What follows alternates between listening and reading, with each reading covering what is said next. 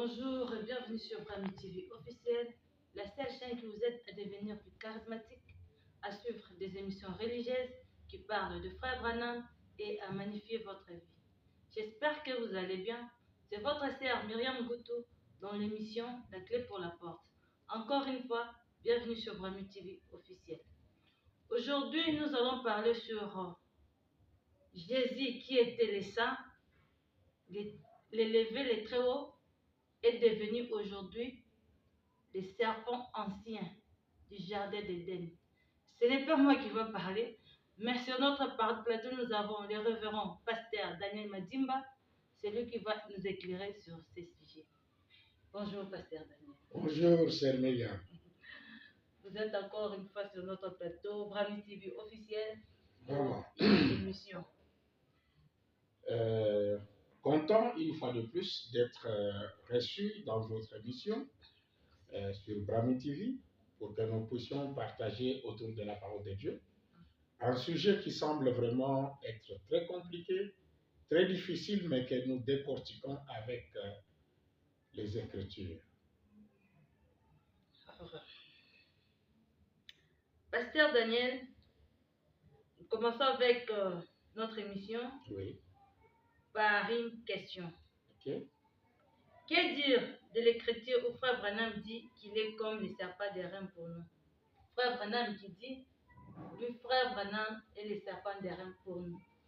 Quand vous dites que Jésus, qui a été élevé, Jésus le Saint des Saints, Jésus le Fils de Dieu, Jésus dont le Saint-Esprit lui-même a conçu sa mère, est devenu aujourd'hui le diable, et vous déclarez ça à haute voix. Nous voulons savoir, que dit au pasteur de l'écriture que lui-même, Frère Branham, a dit qu'il est comme le serpent des reins pour nous? Vraiment, je suis en train de comprendre que, comme William Branham le dit, quand vous prêchez quelque chose, cette chose-là doit se relier avec toutes les autres Écritures. Sinon, vous allez faire dire à la parole de Dieu ce que la parole de Dieu ne dit pas. Le serpent de reins a plusieurs aspects. Un autre aspect, c'est que le serpent de reins était le don de la guérison pour le peuple d'Israël. Et William Branham est le don de guérison. À cet aspect-là, il peut dire que je suis, ou il peut se comparer au serpent de reins. À cet aspect. Je dis bien à cet aspect, d'être un don de la guérison. Donc vous prenez juste un aspect. Oui. Un morceau. Je dis un aspect. Parce que le serpent de reins a un autre aspect qui ne peut pas cadrer avec William Marion Branham. Le serpent de reins, c'est-à-dire, il faut d'abord que ça soit un serpent. De deux, qu'il soit des reins. C'est composé de deux choses. Le serpent, puis les reins. Le serpent signifie le péché. Et le serpent représente toujours le serpent du jardin d'Éden. Parce qu'au jardin d'Éden, le serpent était debout ou bien il rampait toujours comme nous le voyons? C'était un homme, une personne. C'était un homme, une personne comme vous? Oui. Comment ça? C'est comme ça que Branham le dit. Je peux lire cela dans la prédication intitulée La condamnation par représentation. Paragraphe et la traduction. Au paragraphe 100, la traduction de la voix de Dieu. C'est une prédication prêchée en 1960. Laissez-moi trouver un peu. Le serpent était un homme. Oui. Mais comment est-ce qu'il est arrivé à ramper comme ça? C'est parce que Dieu l'a maudit. Dieu a fait disparaître toute la forme que ce serpent-là avait. Parce que les gens ne vont pas croire, les serpents qui rampent aujourd'hui que nous voyons étaient debout. Je suis dans la condamnation par représentation, prêché le 13 novembre 1960, à son paragraphe 100. Le serpent était un homme. Point. Le serpent était un homme. Oui. C'est le prophète qui confirme. C'est le prophète qui confirme. Il dit le sang d'un animal n'est pas compatible avec le sang d'un être humain. Non, monsieur. Mais cette espèce-là était entre les deux, tellement semblable que là, il était compatible. Il était tellement semblable à l'homme Qu'il était compatible. qu'il était compatible. Donc vous voulez dire qu'avec les Écritures, comme je comprends, vous voulez dire que les serpents étaient compatibles. Donc les serpents étaient On comme pouvait un homme. prendre le sang du serpent, faire la transfusion à un homme. Donc si je comprends bien, les serpents étaient devenus les maris d'Ève. Oui, et c'est ce qui s'est réellement passé, pour dire qu'il était un homme. Maintenant, comme j'étais en train d'expliquer ici, les gens doivent comprendre que Branham n'est pas le serpent d'Aaron. Parce que William Branham dit, je suis dans la prédication Dr Moïse, prêché le 14 janvier 1955, à son paragraphe 34, il dit, le serpent pour commencer. Donc quand on touche au serpent, pour commencer, représentait le péché déjà jugé depuis le jardin de l'Èden. Donc si quelqu'un aujourd'hui dit que Branham est le serpent, ou le serpent d'Aaron, qu'il puisse nous donner des types et des ombres qui montrent que Branham était le péché jugé depuis le jardin d'Éden. Mais quand nous voyons la parole, on a dit il y a une première venue, il y a une deuxième venue et il y a une troisième venue. Ok. Dans les trois là, Moïse était pour la première venue, Jésus pour la deuxième et Branham, comme vous le croyez, pour la troisième venue. Pourquoi pas Moïse devrait aussi être un serpent? Voilà. C'est la question qu'il faut poser aux gens. Non, mais c'est moi je vous le pose. Je réponds. C'est pour dire aux gens qu'il y a des choses qui ne cadrent pas parce qu'on dit que c'est un type. Vous pensez que les gens pensent que tous les types et les ombres s'appliquent à toutes les trois personnes qui sont venues. Non. Et pourquoi Dieu a décidé que Jésus devienne le serpent? Pourquoi pas Moïse? Pourquoi pas... Il n'a pas décidé, mais c'est comme ça qu'il avait fait les choses. On ne peut pas les condamner qu'il l'a fait. Je voudrais ici dire aux gens, pour arriver à comprendre que Jésus est le serpent, je commence par dire ceci. William Branham dit, ce que Dieu a fait en premier lieu, il le fait toujours. Il ne change jamais sa décision. Quand le serpent a introduit le péché dans le jardin d'Éden, qu'est-ce que c'était ce péché plutôt? C'était, je dirais, le serpent a séduit Ève. Il a pris la femme d'autrui d'Adam, avant Adam. Il a connu la femme d'Adam avant Adam. C'était ça le péché. Dieu descend.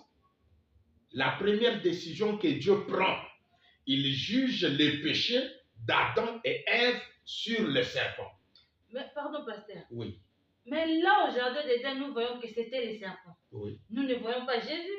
Mais quand est-ce que Jésus devient ce serpent qui est le péché que vous appelez aujourd'hui l'ancien péché du jardin?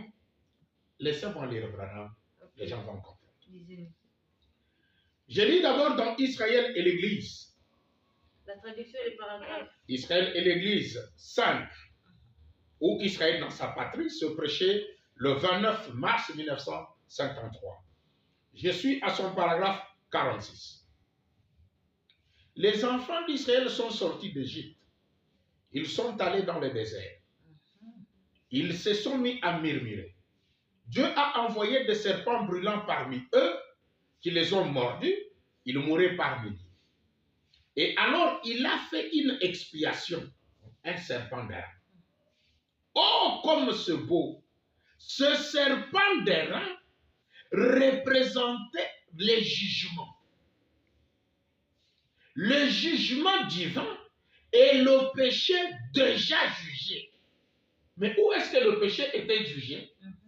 Genèse 3, 14. Donc, quand on parle du serpent d'airain, c'est que c'est le même avec le serpent du jardin d'Éden. Parce que le serpent d'airain, c'est le serpent jugé, ou le péché jugé. Or, le péché ou le serpent est jugé dans le jardin d'Éden. Voilà pourquoi Branham relie et celui du désert, qui est le serpent d'airain, et celui du jardin d'Éden. Pour dire que les deux sont les péchés déjà jugés. William Branham dit, Dieu avait jugé le serpent. Et puis, dans Exode 17, nous voyons que l'airain représente les jugements divins. Donc, quand quelqu'un dit que Branham est le serpent d'airain, il doit nous montrer que les péchés du monde ont été jugés sur Branham. Or, cela ne peut pas. Cela ne peut pas marcher. Oui, ça ne marchera pas. Mais quand vous faites de Jésus, le Fils de Dieu, que le Saint-Esprit lui-même est venu dire. C'est parce que William Branham dit nos péchés ont été jugés sur Jésus. Ça, c'est Branham qui l'a dit. Et quand Branham le dit, moi je ne peux pas déduire sans la bouche autorisée qu'il le dise. Je déduis parce que les péchés ont été jugés sur Jésus. Jésus étant le type, les péchés sont jugés sur Branham. Ça, c'est une déduction. Ok. Donc, quand le péché est jugé sur quelqu'un, c'est de là qu'il devient le diable. Parce que Dieu ne peut pas juger le péché sur les serpents dans le jardin d'Éden. Puis, après un moment, il juge le péché sur autre chose qui n'est pas le serpent. Ça, c'est pas Dieu. Ça, c'est pas Dieu. Je veux confirmer cela avec Branham. Il dit, je lis d'abord ici, dans Il jura par lui-même. Ce prêché le 12 décembre 1954. Je suis à son paragraphe 50. Parce que moi, je me dis toujours, des gens qui posent des questions sur les serpents sont des enfants, comme Branham les appelle. Il dit, bon, vous pourriez vous poser des questions, certains parmi vous, les enfants dans l'évangile. Donc, ce sont des enfants dans l'évangile. William Branham dit, quelles sont les questions qu'il pose? Mais pourquoi un serpent représente-t-il Christ? Christ qui est Jésus. Branham leur répond, eh bien, parce que le serpent en soi représentait le péché déjà jugé. Voilà pourquoi le serpent représente Jésus. Parce que Jésus est le péché jugé. Le serpent représente le péché jugé. Branham dit, Dieu a jugé le serpent dans le jardin d'Éden. Il a pris, c'est là qu'il lui a fait subir son jugement. Le jugement de Dieu sur les serpents a commencé où? Dans le jardin d'Éden. Donc, pasteur, oui. Quand Dieu formait Jésus déjà dans sa pensée plutôt, oui. Donc Jésus était déjà prédestiné à être ce serpent-là où ça s'est fait juste quand il est... William Branham dit on ne devient pas quelque chose qu'on n'était pas pour commencer. Mais comment Dieu peut créer son fils pour qu'il devienne encore péché? Mais le diable, on dit, il était le fils de Dieu. Lucifer, Satan, était le fils de Dieu. Mais là, ce n'était pas Jésus, pasteur. C'était Lucifer. Mais le diable était le fils de Dieu. Mais être fils de Dieu, cela ne veut pas dire qu'on ne peut pas être le diable. Le diable était le fils de Dieu. Branham dit qu'il était le bras droit de Dieu. Et moi, je ne connais qu'une seule personne qui est appelée le bras droit de Dieu.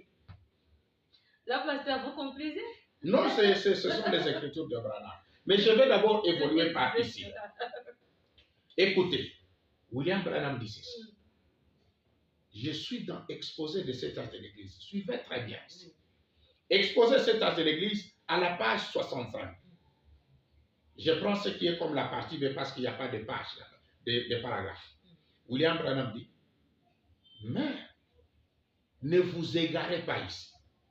Quand je dis que Dieu ne change jamais et que ce voix ne change jamais non plus, je n'ai pas dit que l'Église et son messager ne peuvent pas changer. L'Église n'est pas Dieu. Par conséquent, elle peut changer. Ce que je dis est que, puisque Dieu est immuable et que ses voix sont immuables, nous pouvons retourner au commencement pour y trouver l'acte initial et parfait de Dieu.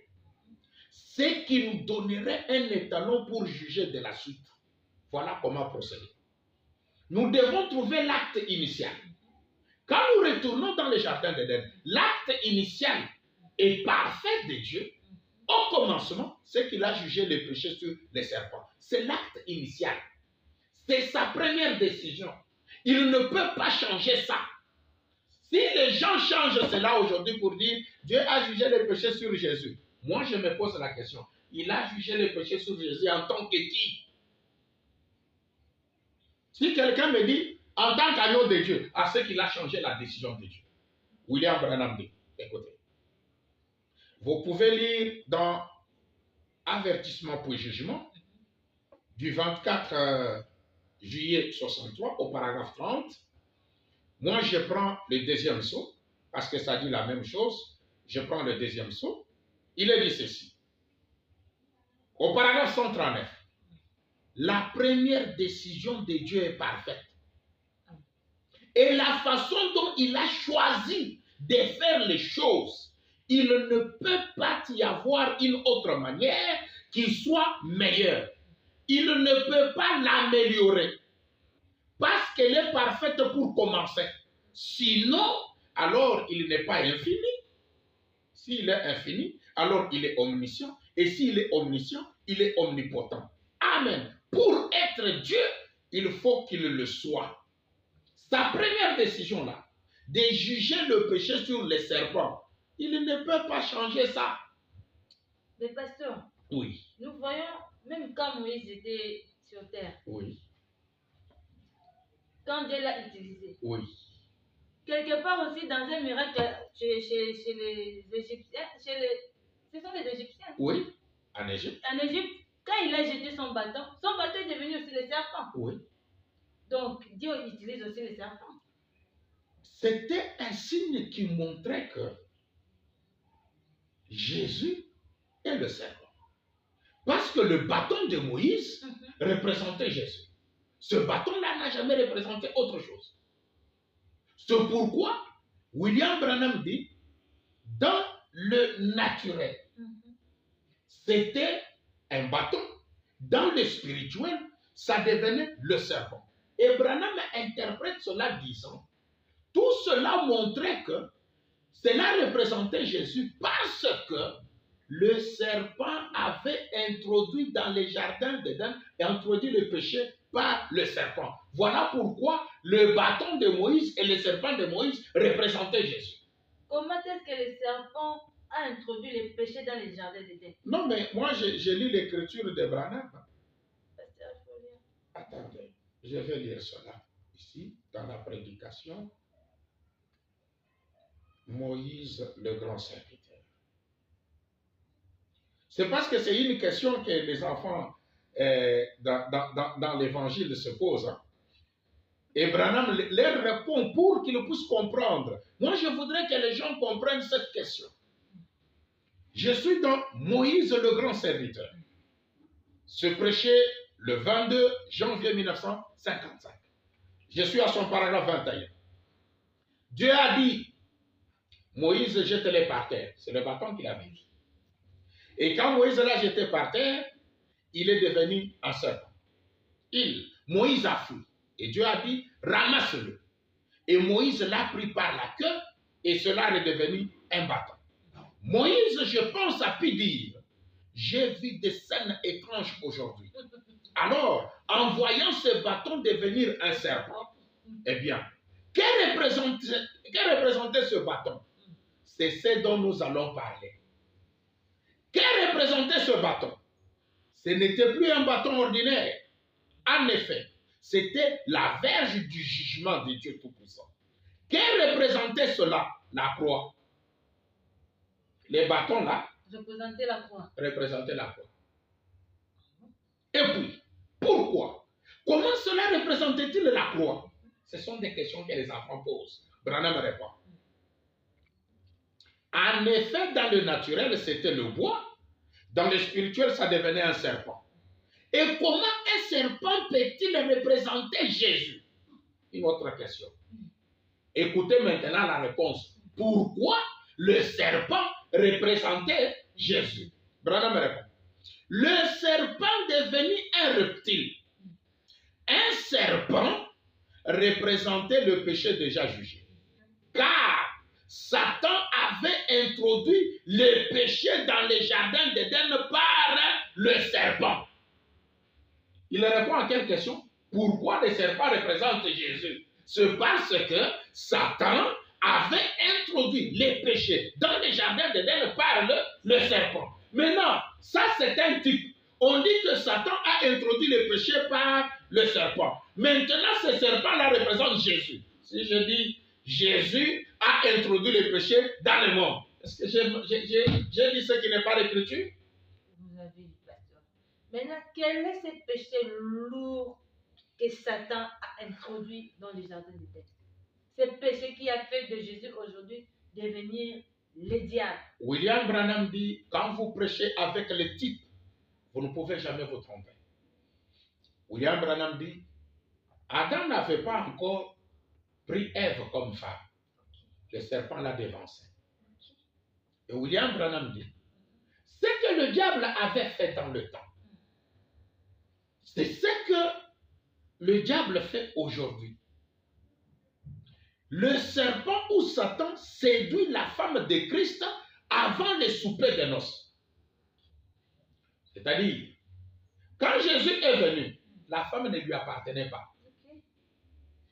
C'était la femme d'autrui. Oui, il fallait la seconde venue pour qu'il y ait le souper de noces et que la femme puisse appartenir à Christ. Mais c'est pour cela que Jésus a dit, je pars, je reviendrai. Et Branham vient nous dire, ce n'est pas Jésus qui devait revenir, c'est plutôt le Père qui devait revenir. Mais au lieu que la femme puisse appartenir au Père, la femme s'est mariée à Jésus. Tout le monde dit, nous sommes l'épouse de Jésus-Christ. Est-ce que vous êtes l'épouse de Jésus-Christ? Comment êtes-vous devenu l'épouse de Jésus? Alors que lui dit que c'est le Père qui devait revenir. La femme devait appartenir au Père. Voilà ce qui s'était passé dans le jardin d'Éden est passé encore aujourd'hui. Satan, le même, a séduit la femme d'autrui avant le souper de noces. C'est le même péché du jardin d'Éden. C'est pour cela que le serpent était jugé. Et c'est pour cela que Jésus est jugé. Donc quand vous dites Jésus est la sémence du serpent, donc Jésus a introduit sa sémence dans la femme. Mais oui. C'est pour cela que Branham dit dans la prédication, la parole parlée, la sémence originelle, c'est pourquoi il dit l'épouse de Jésus-Christ a été excommuniée du ciel. Pasteur. Parce que cette épouse-là, c'est une prostituée. Vous pouvez nous lire l'écriture. Laissez-moi essayer de trouver. C'est dans la parole parlée et la sémence originelle.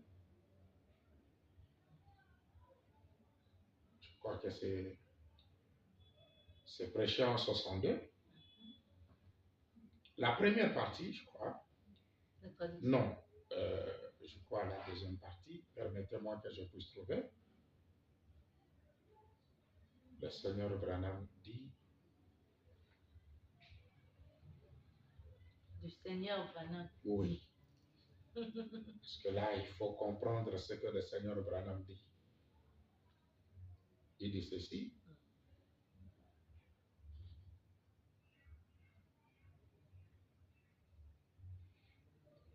Je suis dans la parole parlée, la sémence originale. il dit ceci. Je suis au paragraphe 54. La parole parlait de la semence originelle, deuxième partie. C'est prêché le 18 mars 1962 soir. Paragraphe, je commence au paragraphe 54. L'épouse d'Adam n'a pas su attendre. Dieu avait dit à Adam et Ève, multipliez, remplissez la terre. C'était quelque chose qui allait venir, une promesse. Elle n'était pas encore sa femme parce qu'elle n'avait jamais vécu avec elle. L'épouse de Christ n'est pas encore sa femme. Les soupers de noces doivent avoir lieu. Branham dit, vous saisissez? Remarquez, oh, ceci est riche. Elle était pressée. Alors, qu'est-ce qu'elle a fait? L'épouse de Christ. Elle était pressée. Qu'est-ce qu'elle a fait? Elle a croisé sa semence. Elle l'a mélangée avec la semence du serpent. Mais ces gens qui sont l'épouse de Christ se sont mariés à qui? Rejouez un peu, rejouez un peu. Je réjoue. Ça, c'est du lourd. Je réjoue. C'est du lourd. Je réjoue. William Branham. 54. Je commence à 54. Je vais aller jusqu'à 56. L'épouse d'Adam n'a pas su attendre. Dieu avait dit à Adam et Ève, multipliez, remplissez la terre. C'était quelque chose qui allait venir. Une promesse. Une promesse dans le futur. Une promesse. Elle n'était pas encore sa femme parce qu'elle n'avait jamais vécu avec elle. L'épouse de Christ n'est pas encore sa femme. Les soupers de noces doivent avoir lieu. Mais avant que les soupers de noces aient lieu, les gens se sont accaparés de Jésus. Nous avons pour mari Jésus. Nous sommes l'épouse de Jésus. Branham dit, vous saisissez. Remarquez, oh, ceci, c'est riche. Elle était pressée. Et qu'est-ce qu'elle a fait? Elle a croisé sa semence. Elle l'a mélangée avec la semence du serpent. Et à ce moment-là, elle a produit qu'est-ce qu'elle a produit? Elle a produit un enfant de la mort. Un enfant par lequel elle a perverti. Elle a perverti tous les enfants qui sont venus après elle. Donc, Ève se croisant avec les serpents, ils ont eu un enfant. Oui. Et l'épouse de Christ Jésus, qui s'est mélangée là avant d'attendre, au lieu d'attendre le souper de noces, elle a fait aussi la même chose. Or, il n'y a que le serpent qui fait ça. Mais parce que nous savons que Caïn et Abel sont les enfants d'Adam. Maintenant, où est l'enfant du serpent là-bas dedans, entre Caïn et Abel? Maintenant, écoutez d'abord. Quand Christ Branham vient, il trouve que sa femme est déjà enceinte. Il dit, paragraphe 59, voilà ce que Christ a trouvé. Elle n'a pas su attendre. C'est là le problème chez les gens aujourd'hui. Ils ne savent pas attendre que le vrai Saint-Esprit place dans l'église, place l'église en sa position. Le Saint-Esprit, c'est qui? C'est Branham. Mais les gens se sont mariés à Jésus avant Branham. Mais ils veulent qu'on dise quoi? C'est Jésus qui est le véritable serpent qui a séduit la femme d'autrui de Branham. Maintenant, entre Caïn et Abel, quel est l'enfant du serpent là? Parce que tous deux sont les enfants d'Adam. C'est Caïn qui est l'enfant du serpent. Et William Branham va plus loin pour dire que Caïn, qui est la semence du serpent, devait revenir et naître par une vierge. Oh! Pasteur, il faut nous lire cette écriture. Il faut d'ailleurs le lire 2 fois pour que ça entre bien. Je ne sais pas si je peux trouver ça ici. C'est dans les questions-réponses numéro 4. Donc, Caïn devait revenir dans une vierge. Oui. Pasteur. Aujourd'hui, vous avez du lourd comme ça. Question-réponse numéro 4. Question-réponse numéro 4. Non, numéro 3. Question-réponse numéro 3.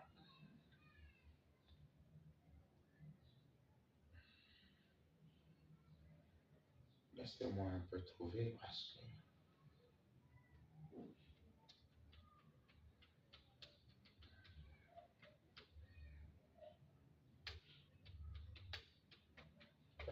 William Branham a dit des choses. C'est pourquoi il nous dit on ne lit pas le message comme un journal.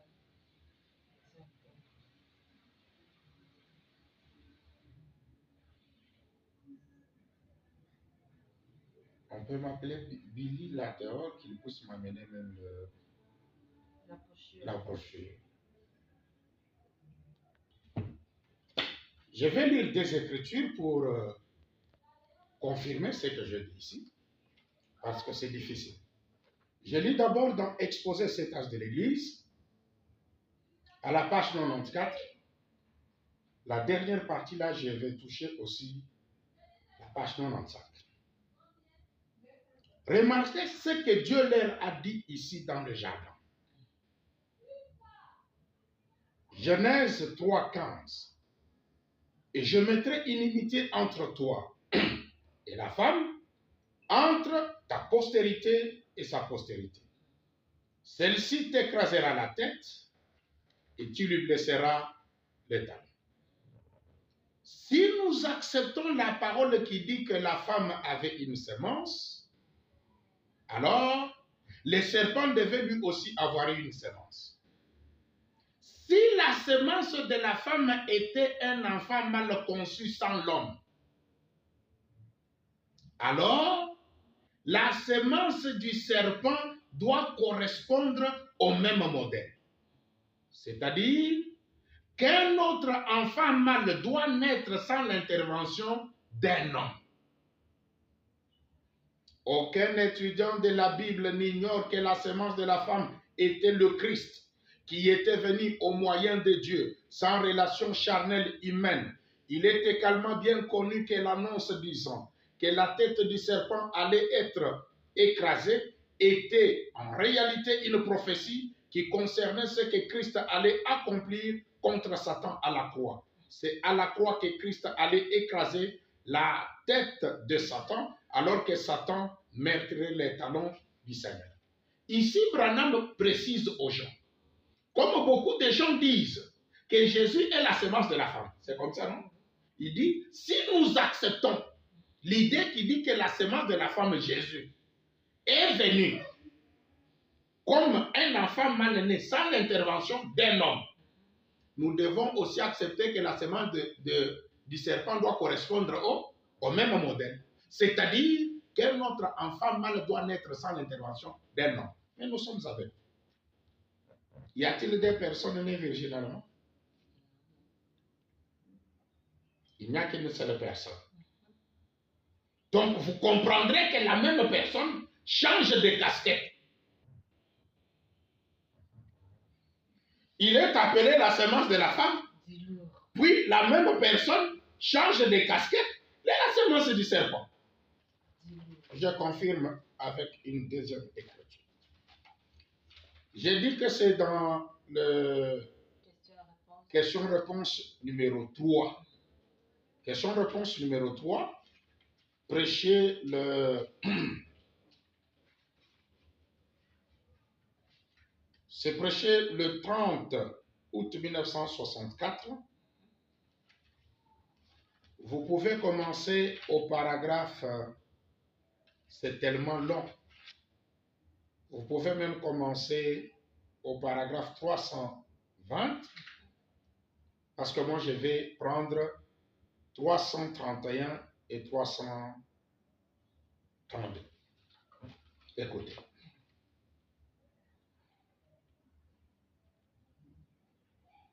ça parle de... Je peux même commencer plus loin.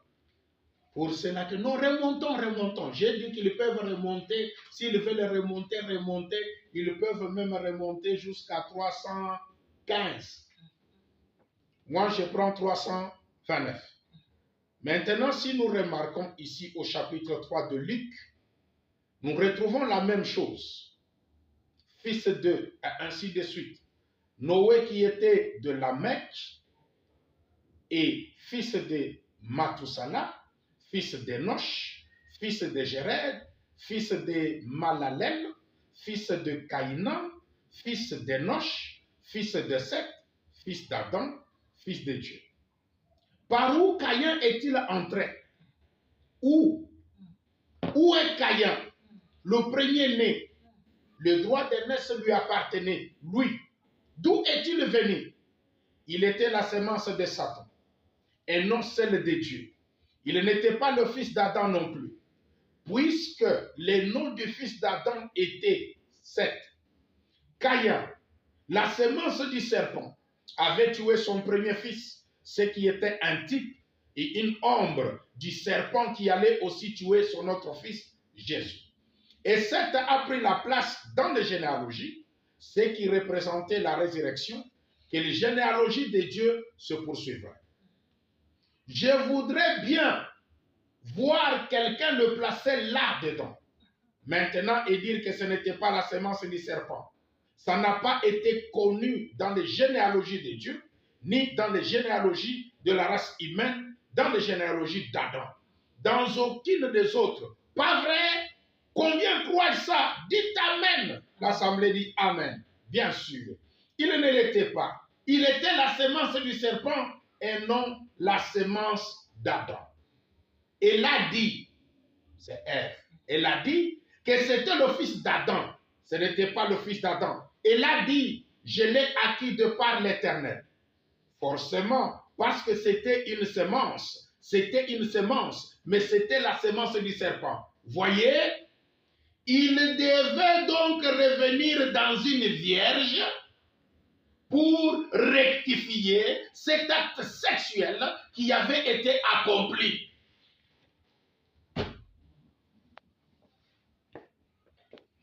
Juste le morceau là. Oui. Reprenez juste le morceau là. Qui devait revenir? Caïn. La semence du serpent. Qui devait revenir par une vierge. Donc Caïn est en train de marcher aussi. Oh mais c'est le diable. C'est le diable qui marche. Et nous, en tant qu'enfants de Dieu, nous devons comprendre. Parce que quand je suis remonté en haut là, c'est pour que les gens comprennent que de qui il est parlé.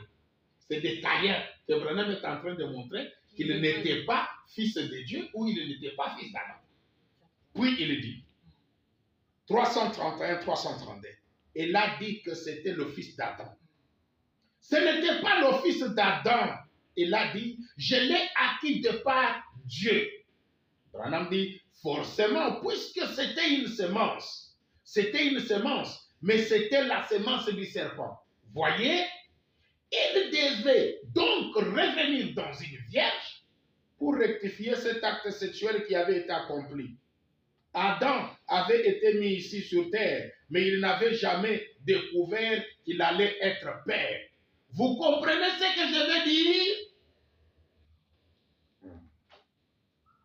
Maintenant, si moi je dis, oh non, voyez frère Jésus, le Saint de Dieu naît d'une vierge. Non, naître d'une vierge, c'est ce qui prouve qu'il est la semence du serpent. Mais il était le test de un. Oui. Vous savez, quand Dieu entre dans quelque chose, il fait que cela soit Dieu. Comme cette écriture que nous lisons, nous disons que le plus saint est devenu la chose la plus basse. Si Dieu le plus saint est entré dans une chose la plus basse, cette chose la plus basse devient quoi? Ça devient Dieu. J'ai mis cela dans le péché impardonnable. Le péché impardonnable, prêché le 24 octobre 1954, au paragraphe 180. L'être le plus élevé dans les cieux, Dieu lui-même, est devenu l'être le plus bas sur la terre jusqu'à symboliser le serpent. Dieu qui symbolise le serpent qui est le péché, le serpent qui est Satan. Mais Dieu a accepté de devenir cela. Où est le problème de Daniel? Si Dieu est devenu le serpent, moi je vous pointe cette personne-là qui est la personne la plus basse, la chose la plus basse. J'ai dit, c'est Jésus-Christ. Mais il est devenu Dieu. Dieu a fait de lui Dieu. Il est le serpent. Dieu a fait de lui Dieu. Ce n'est pas mon problème. Mais maintenant, quand je dis que ce serpent ici, Dieu a fait de ce serpent Dieu, où est le mal? Donc Jésus n'était pas né Dieu, mais on lui a fait de lui Dieu. Oui. Quand Dieu est venu entrer dans cet être le plus bas ici, est-ce que cet être-là était Dieu? Non. Mais Dieu a trouvé qu'on devenir y entrer pour un travail. Le plus saint s'est rabaissé au niveau de ça. Oui. Branham dit, saviez-vous cela? Il était le serpent d'Aaron dans le désert. Est-ce vrai? De la chose la plus élevée de toute l'éternité à la créature la plus basse. C'est ce que nous disons, mais c'est ce que les gens ne comprennent pas. Comment Dieu peut-il devenir le serpent? Accepter d'être le serpent. Il l'a fait pour un objectif et pour un travail. Rectifier l'acte qui était fait dans le jardin d'Éden. Maintenant, si je dis, Dieu est venu entrer en Jésus qui était le serpent. L'écriture est là, noir sur blanc. Mais ce sont des petits enfants qui veulent toujours poser des questions. Ils continuent à poser des questions. Ça tord toute la lignée de Dieu. Non.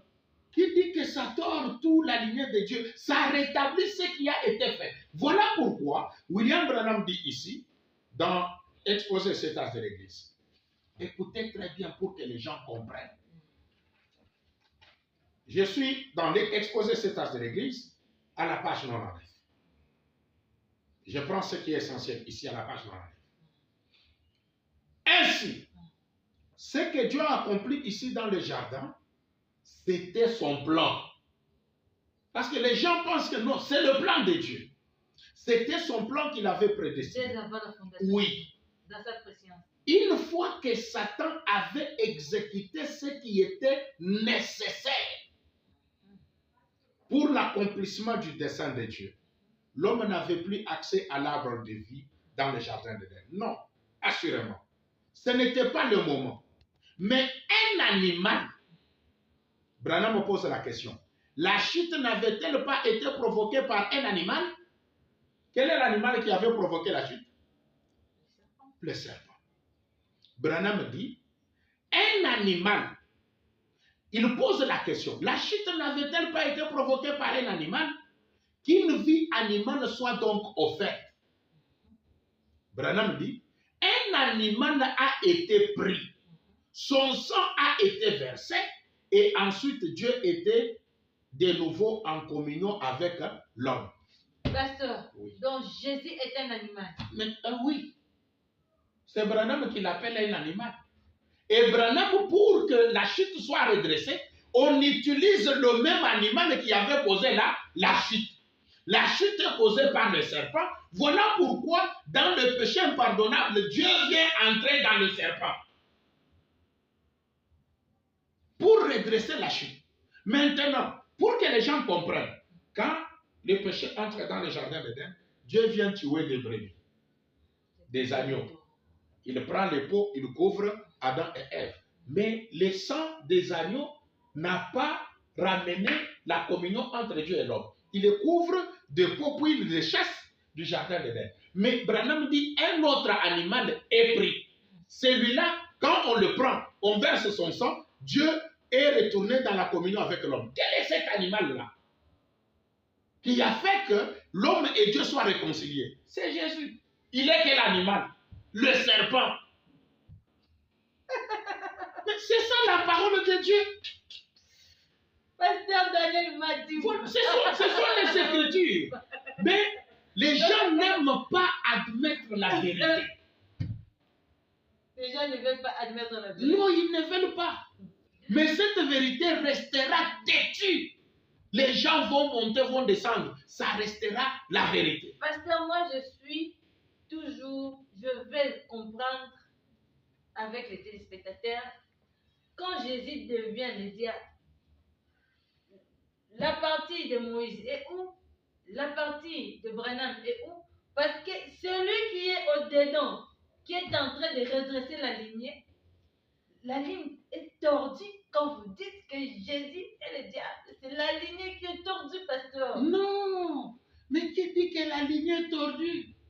Exactement. Mais Dieu devait trouver l'antidote. Voulez-vous qu'il trouve l'antidote comment? Et Moïse n'était pas un antidote. Non, Moïse n'a rien à voir. Mais pas... Vous ne pouvez pas trouver ou identifier Moïse au serpent. Vous ne pouvez pas identifier Branham au serpent. C'est pourquoi j'ai dit, si les gens disent que Branham est le serpent d'Adam, qu'ils nous disent que nos péchés ont été jugés sur Branham. Et qu'ils nous montrent, qu'ils lisent les Écritures. Pasteur, nous poursuivons, nous sommes à notre question. Oui. Comment le Fils de Dieu, ayant la divinité, peut devenir le serpent ancien, le diable lui-même en personne?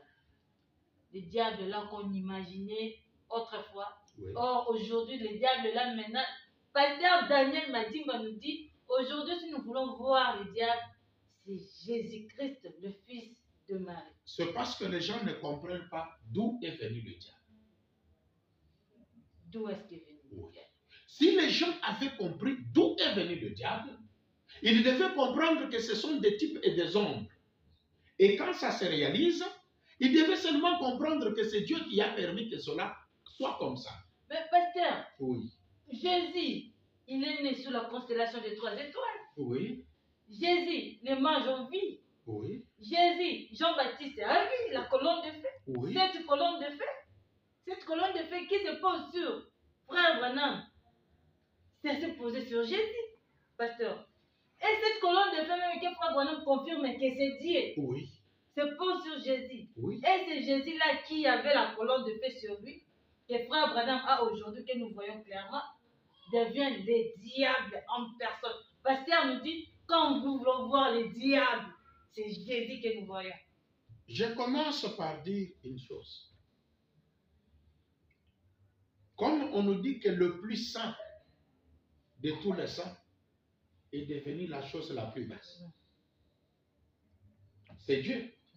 Il est accompagné par ces signes. Quand il devient cette chose la plus basse, les signes de Dieu accompagnent cette chose la plus basse. Exactement. Maintenant, si moi j'ai dit Dieu est venu entrer en Jésus qui est le serpent, les signes de Dieu devaient accompagner. Comment est-ce qu'on peut mélanger comment peut-on mélanger Dieu et le diable? Je vais aider les gens, les chrétiens, à comprendre. Tous disent que, et les Écritures disent que Judas est venu d'où? De la perdition? Oui, fils de la perdition. Fils de la perdition. Il est retourné où? À la perdition. Il était le bras droit de Jésus. Exactement. Il a fait les miracles. Oui. Il chassait les démons. Exactement. Il les faisait par quelle puissance? Jésus, ça. La puissance de Dieu. Mais lui qui était fils de la perdition, qu'on appelle le diable, parce que Branham dit, Judas était le diable. Mais le diable Judas avait la puissance de Dieu qu'on lui avait donnée. Il chassait les démons et les mauvais esprits par la puissance de Dieu.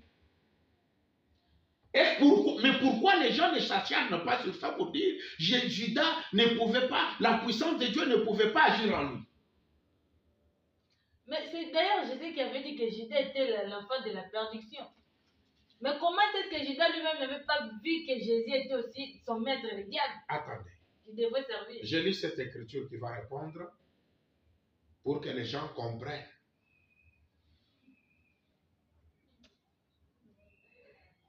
C'est quand Dieu lui fait des choses, il les fait à sa manière. Mais ce sont des gens qui ne veulent pas saisir ce que Dieu fait. Jésus est devenu le diable, mais Branham, non. Non, Branham n'est pas devenu le diable. Mais Comment voulez-vous que Branham... Mais c'est son propre fils. Ah, mais laissez-moi d'abord lire ici. Je suis dans les sceaux de l'Antichrist. Les sceaux de l'Antichrist. Les sceaux de l'Antichrist prêchés le 11 mars 1955. Le paragraphe 17, la traduction de Shekin. Paragraphe 17, et je vais lire même 18. Savez-vous qu'au ciel, au commencement, le diable était le bras droit de Dieu, que Lucifer, le fils de l'aurore, avait reçu la puissance. Cette puissance qu'il lui avait donnée, c'est Dieu lui-même. Voilà.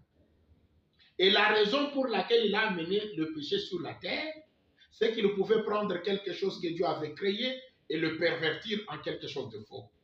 C'est ce qui au commencement a provoqué tous ces ennuis. Alors Dieu, bien avant que la fondation du monde ne soit posée, quand il a vu ce que Satan avait fait, dans son orgueil, il s'en est allé vers le nord et établit un royaume. Il combattit contre Michael et ses anges. Comprenez-vous cela? Maintenant, écoutez ce que Branham ajoute.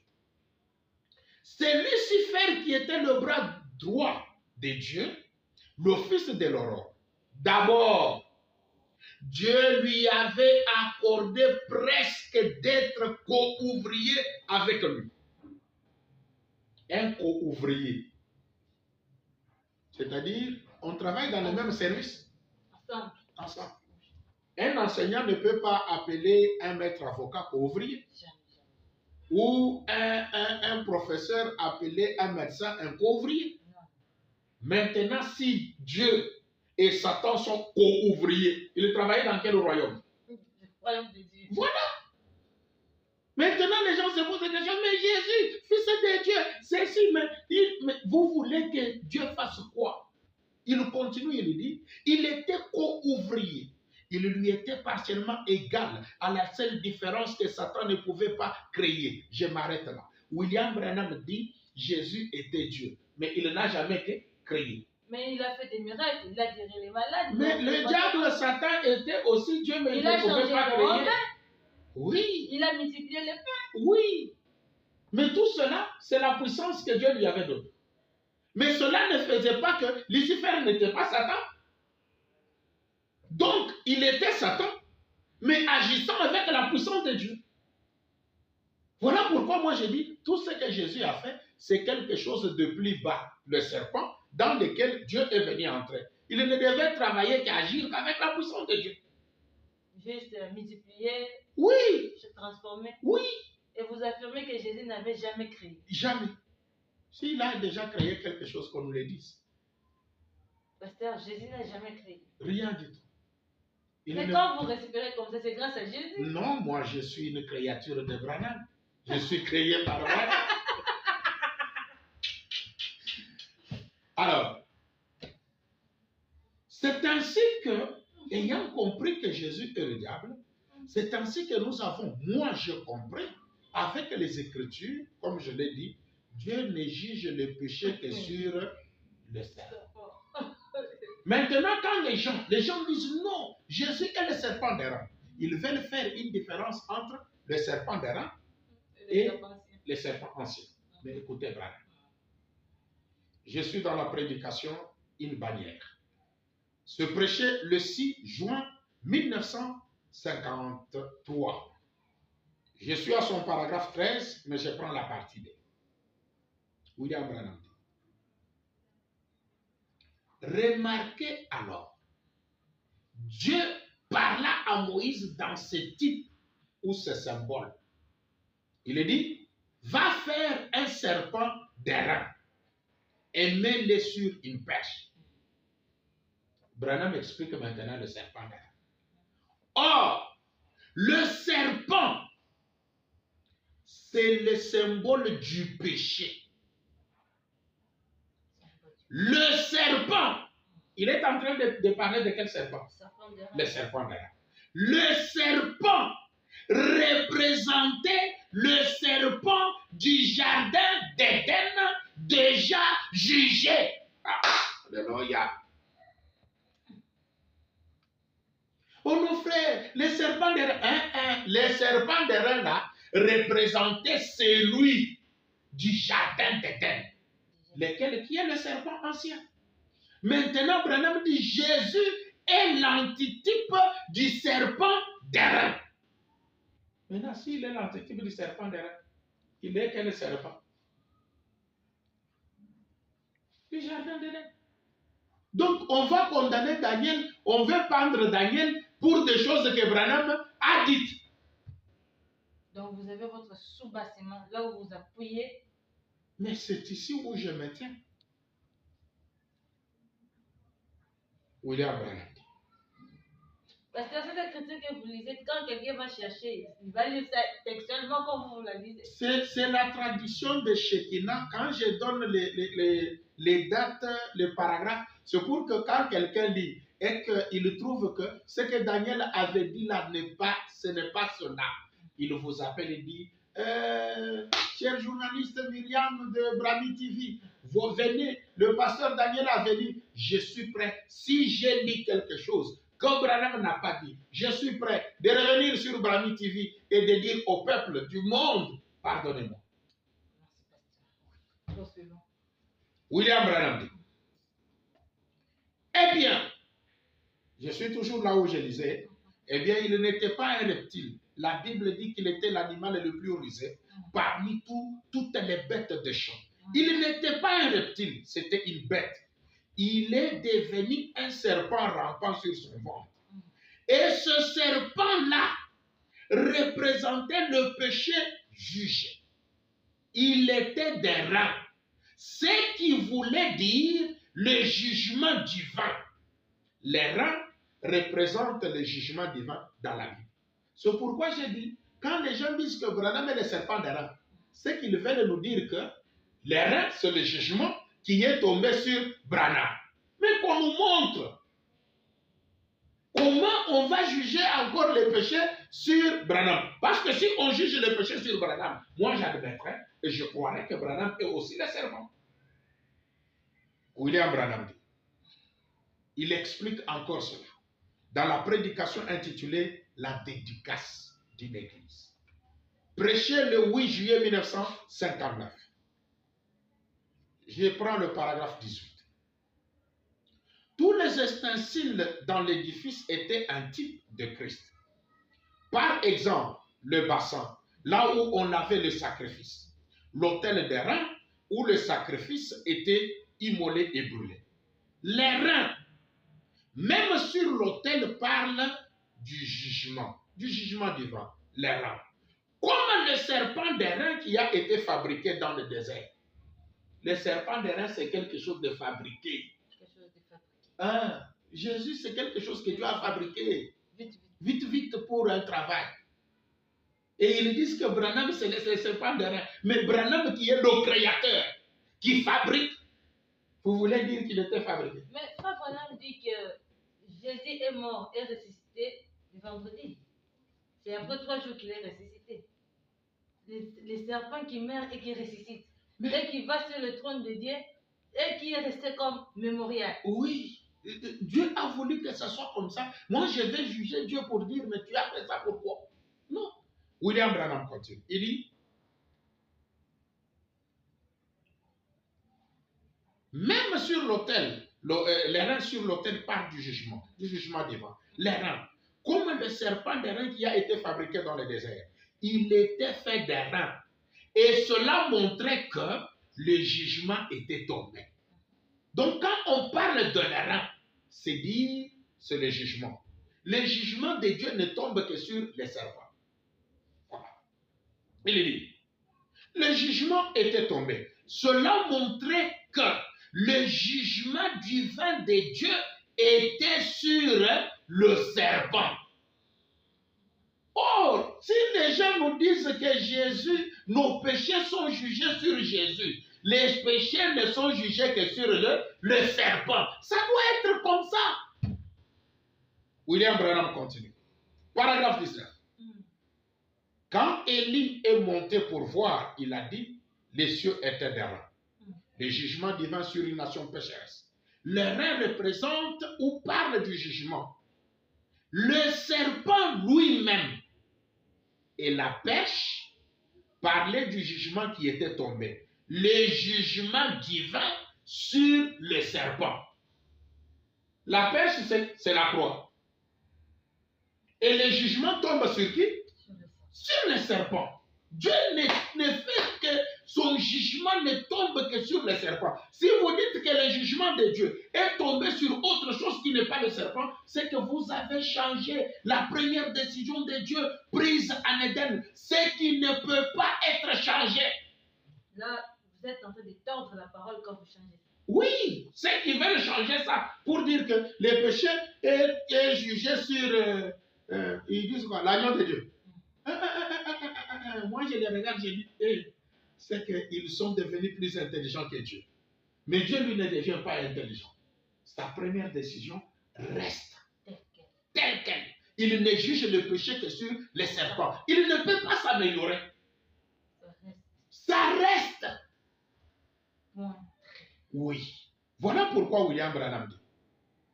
C'est ici où ils ne peuvent pas nous lire des écritures pour dire que c'est Branham. William Branham dit.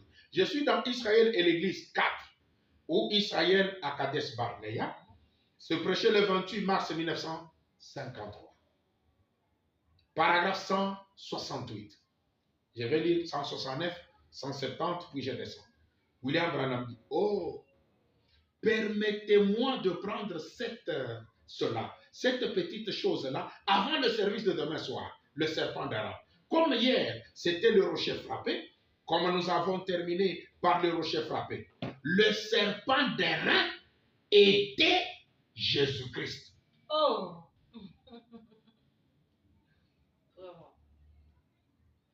Il dit, vous dites un serpent. Hein? Il pose la question à Branham. Frère Branham, réellement, vous dites que Jésus c'est un serpent. William Branham dit, oui.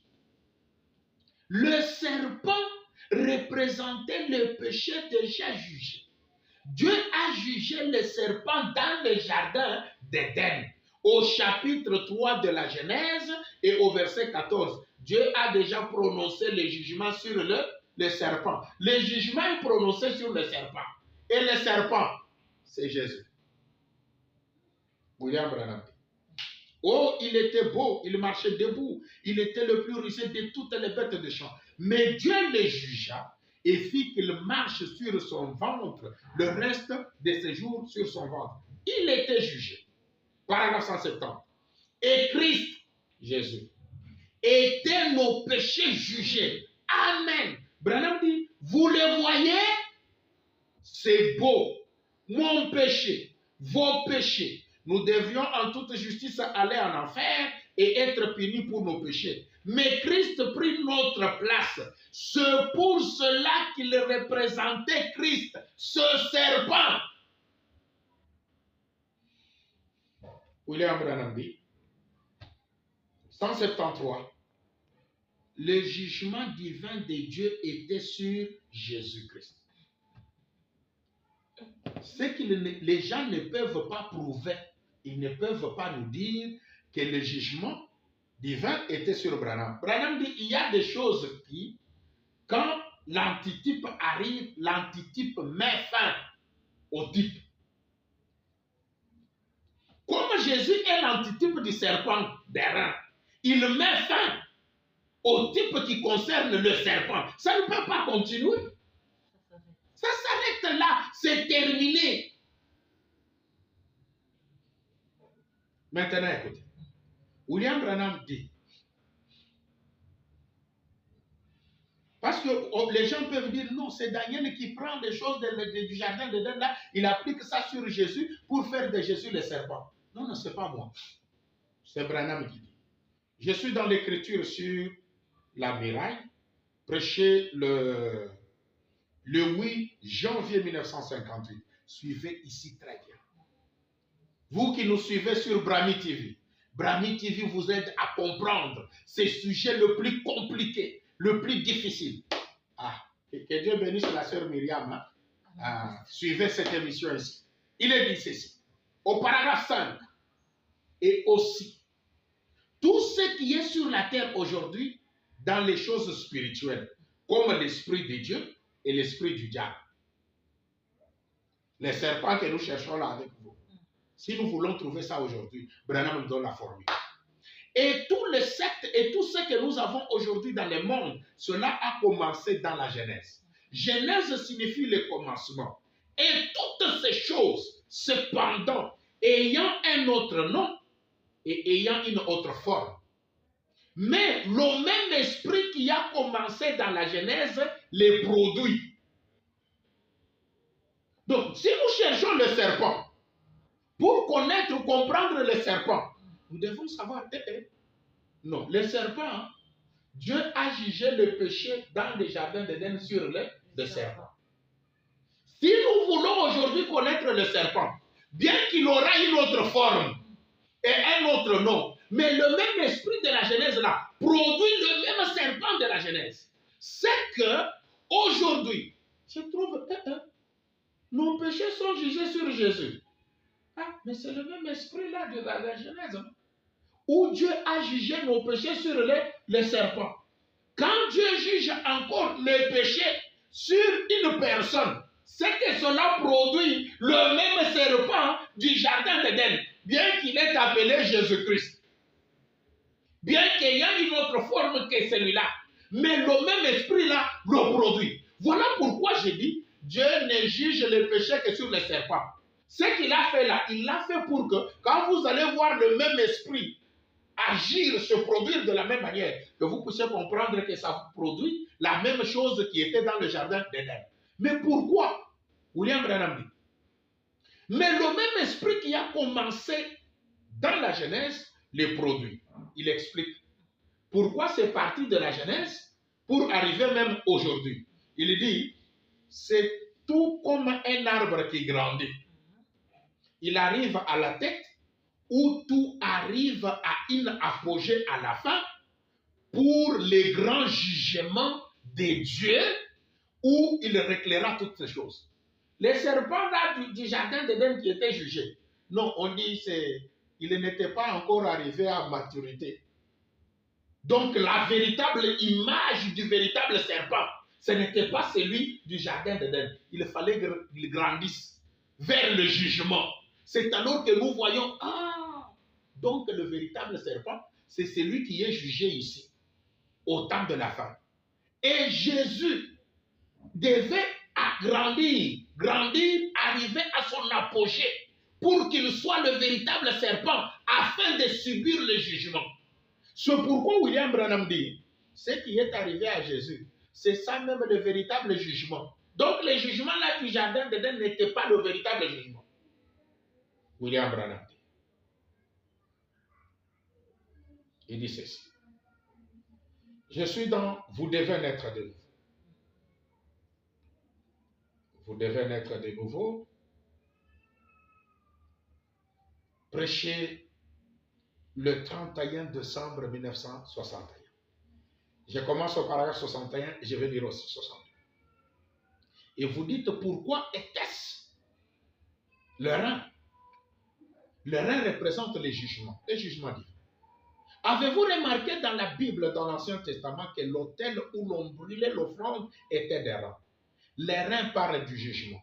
Par exemple, Élie en son jour, il a regardé le ciel pour voir s'il pleuvrait après qu'il eut prié. Il dit, le ciel était comme de l'airain. Qu'était-ce le jugement divin sur un peuple incrédule, une nation incrédule qui avait abandonné Dieu? C'était le jugement divin, l'airain. Le serpent lui-même, sa forme représente le péché déjà jugé, car le serpent fut jugé dans le jardin d'Éden. C'était le serpent après qu'il fut jugé. Paragraphe 62. Et lorsqu'on regarde à Christ, à Jésus, on voit le prix. L'unique Dieu s'est fait chair. Dieu est venu sur la terre et a pris sur lui notre péché. Et le jugement et la colère du Dieu Tout-Puissant firent déverser sur son corps. Le corps de qui? Il fit clouer sur la croix. Branham dit, C'est ça le vrai jugement. Quand on parle du vrai, c'est par rapport à un jugement qui n'était pas vrai. Donc celui-là de l'Éden n'était pas le vrai jugement. Il fallait que ces esprits-là grandissent, croissent, arrivent à maturité pour le véritable jugement. Voilà le véritable serpent qui est jugé. Vraiment, merci Pasteur Daniel. C'est moi qui vous remercie pour ce sacrifice. Vraiment, c'était du lourd Vous sur avez le plateau. C'était du lourd sur le plateau avec le révérend Pasteur Daniel Madimba sur Jésus, Oui. Christ, qui était le oint, s'est rabaissé en devenant un serpent. Et Pasteur Daniel croit et il nous a dit, avec le prophète, disons que Jésus, c'est celui le serpent ancien du jardin d'Éden. Parce que Ce ne sont pas mes propos, ce sont le propos du pasteur. Moi, je suis ce ne sont pas aussi mes propos, cher. Que Dieu vous bénisse richement. Amen, Vous êtes amen, vraiment amen. connectés, branchés sur vos sièges. Oui. Nous vous disons merci. À une prochaine édition. Merci Bye. beaucoup. Bye. C'était votre sœur Myriam Mboutou.